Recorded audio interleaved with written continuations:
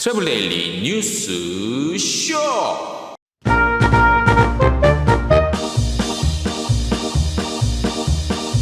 백신 접종자 대상으로 5인 이상 모객이 가능해질 것으로 보입니다. 정부가 영업시간 제한 완화 등 구체적인 규정을 검토하겠다고 밝혔습니다. 인터파크 투어가 국내 항공 수요 분석했습니다.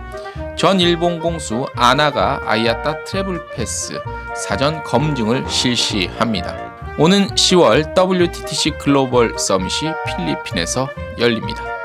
시각장애인을 위한 해설사 수강생 모집합니다. 6월 16일부터 2달간 이론과 현장 교육 예정입니다. 아시아나항공이 인도 교민 수송을 위해서 총력을 기울인다는 방침입니다. 5월에만 총 7차례 특별기 투입이 예정돼 있습니다. 로열 브루나이 항공이 안전도 평가에서 최상위 등급을 받았습니다. 프레이저 프레이스 서울이 프로모션을 진행합니다. 티웨이 항공도 반려동물을 동반한 탑승 고객 대상으로 이벤트를 진행합니다. 동유럽의 여행지 라트비아, 한국과 라트비아가 수교 30주년을 맞아 한국에서 라트비아 영화제를 개최합니다. 트래블 데일리 뉴스쇼 5월 12일자 순서 시작하겠습니다. 네, 여러분 안녕하십니까. 5월 12일 수요일자 순서 시작하겠습니다. 오늘도 반가운 소식, 기대되는 소식 가져왔습니다. 기대가 되지 않습니까? 매일매일이 지금부터는. 근데 어제도 말씀드렸지만 속도가 진짜 쬐끔쬐끔이고, 그리고 확정된 건 아무것도 없다는 거. 검토할 수도 있다 정도. 검토 중이다도 아니고 검토할 수 있다. 그래도 예전에 비하면 진일보 되긴 했지만, 그래도 뭐 검토조차 뭐 안 하고 신경조차 안 쓰면 뭐 이런 거보다는 낫다고 생각이 듭니다. 자, 지금 현재 그 백신 접종자가 늘어나고 있지요. 백신 접종을 마친 사람, 정부가 요 백신 접종을 한 사람들이 5인 이상 지금 못 모이잖아요. 식당 같은데. 근데 요거 규정에서 제외를 시켜주는 방안을 검토해보겠다고 밝혔습니다. 요 이제 전해철 행정안전부 장관이 한 그 일간 매체와 인터뷰에서 밝힌 내용인데요.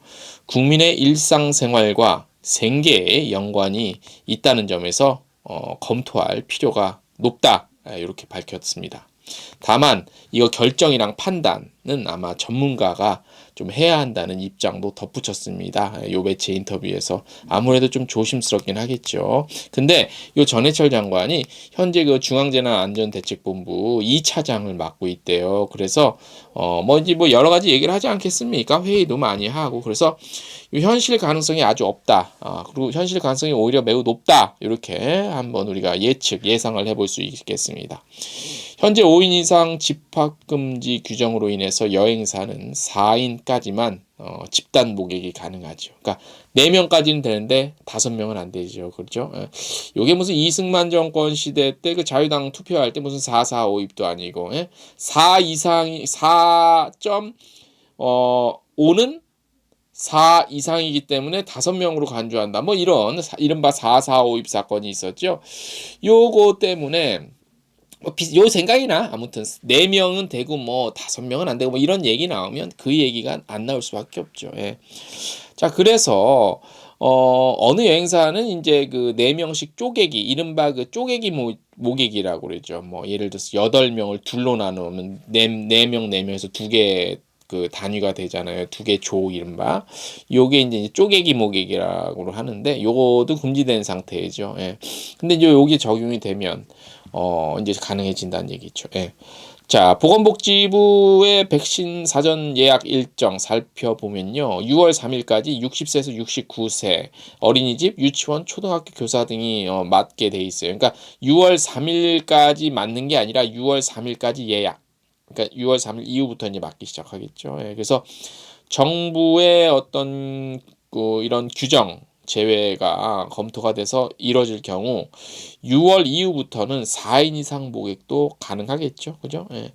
그리고 7월부터 시작되죠. 이제 제 나이도 포함이 되는데 30에서 50대 요 주연령층, 예. 요 이제 연령층이 백신 접종까지 추가가 돼서 계속 늘어날 경우 그 우리 여행사에서 모객할 수 있는 범위는 더 넓어질 수 있겠지요.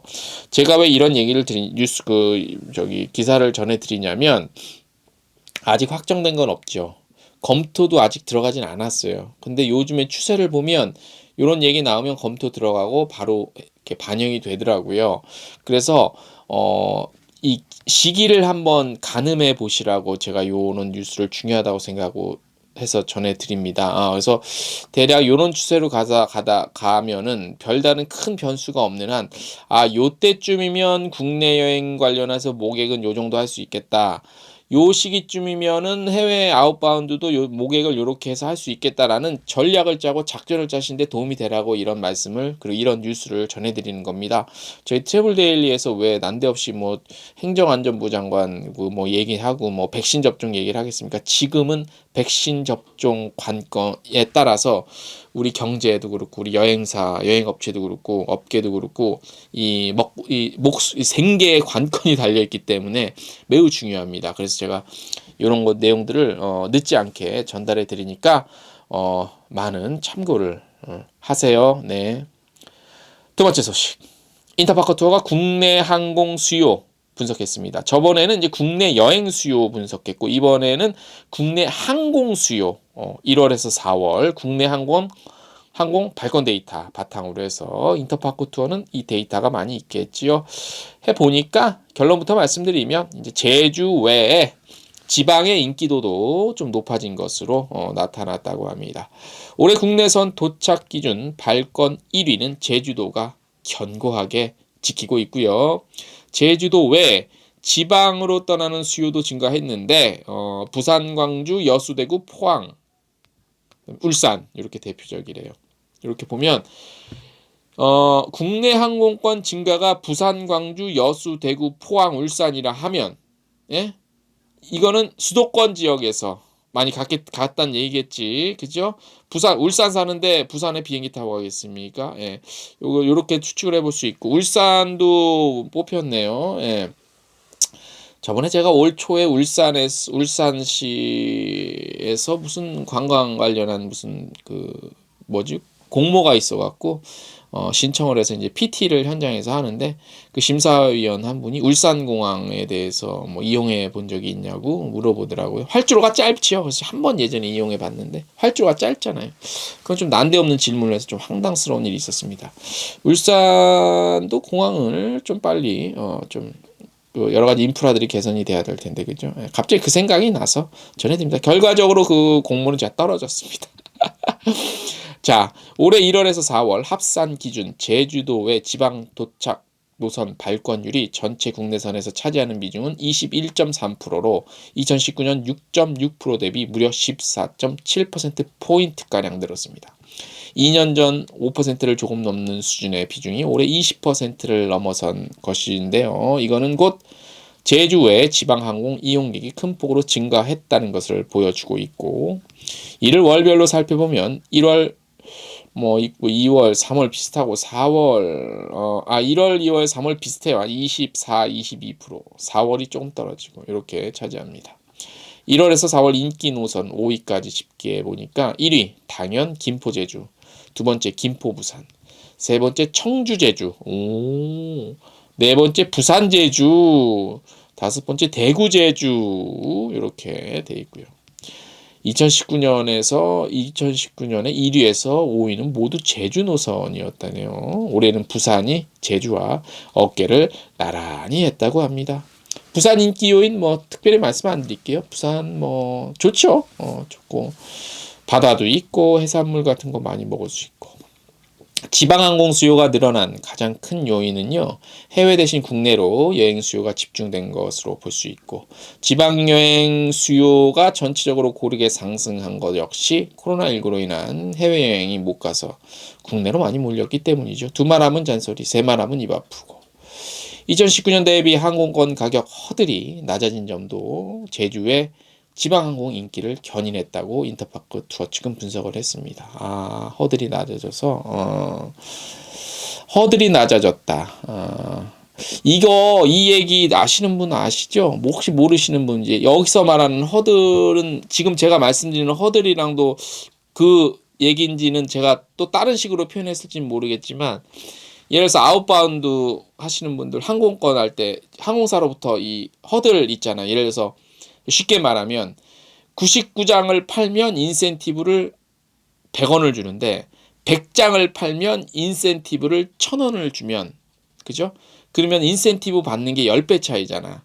그럴 바에는 그 한 장 차이로 인센티브가 10배가 차이 나니, 쉽게 비교를 하자면, 그러려니 한 장을 내 돈 주고서라도 사서 인센티브를 더 받는, 그러니까 항공권 가격이 그렇게 터무니없이 차이가 많이 나지 않는다면, 이런 걸로 우리가 또 여행업계에서는 여행사와 항공사의 그 항공권 그 인센티브 관련 허들 뭐 이렇게 표현을 하잖아요. 그 얘기인가? 네, 모르겠네. 모르셨던 분 혹시 저희 방송 듣고 있는 우리 관광학과 관련 여러분들도 혹시 모르셨으면 그런 게 있다는 거 알아두십시오. 학교에서는 이거는 안 가르쳐 주죠.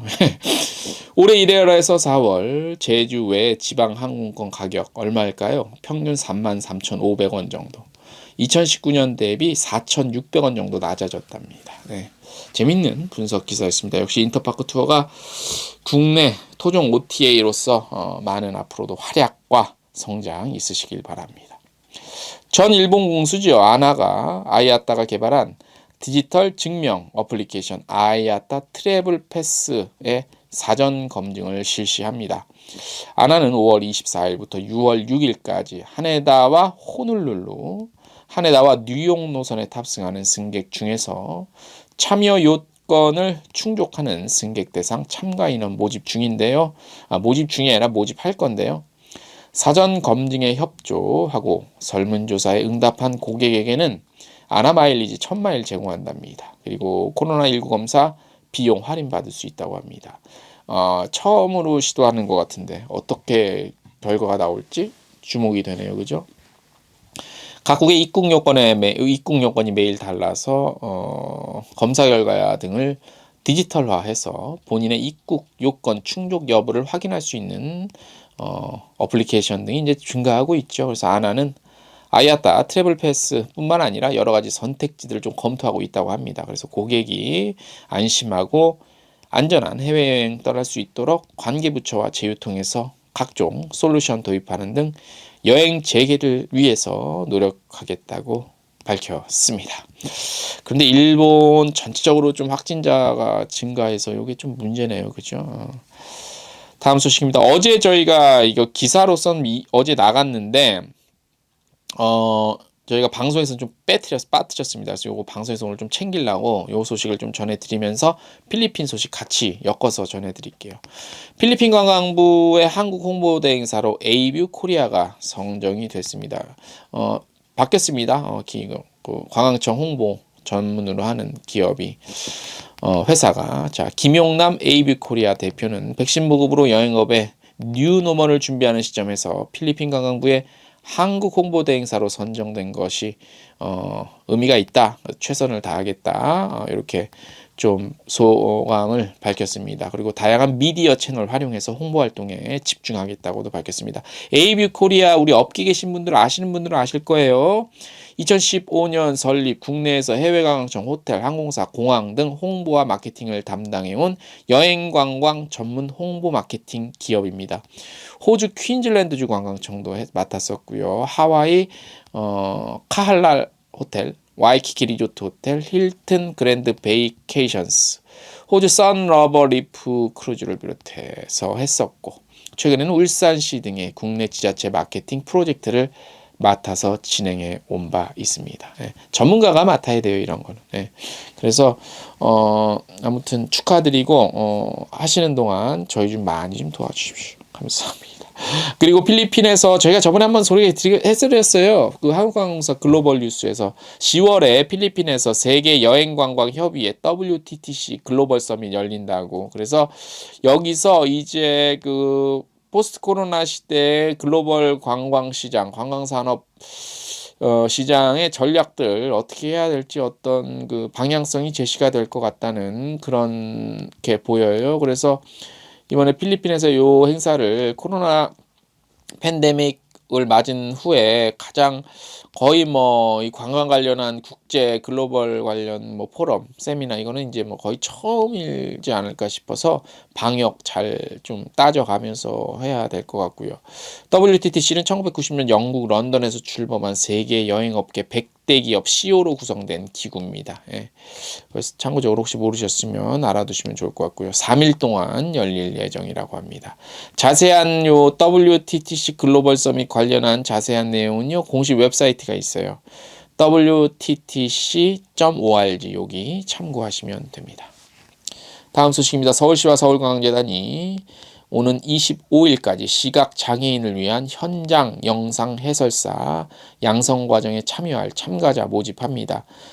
현장의 그 영상 해설사는요, 상세한 묘사 방향과 거리에 대한 구체적인 정보 제공, 청각과 촉각 등 다양한 감각의 활용을 통해 시각장애인들이 관광 활동을 풍부하게 즐길 수 있도록 돕는 전문 해설사입니다. 이번 영상 해설사 교육은 기본 입문 과정으로 이론 교육, 현장 실습 총 40시간 구성되고요. 이론 수업, 유니버설 관광과 시각 장애인에 대한 이해 같은 것들 이런 거 현장 교육에서는 정말 현장에서 제대로 써먹을 수 있는 그런 실용적인 교육이 이루어진다고 합니다.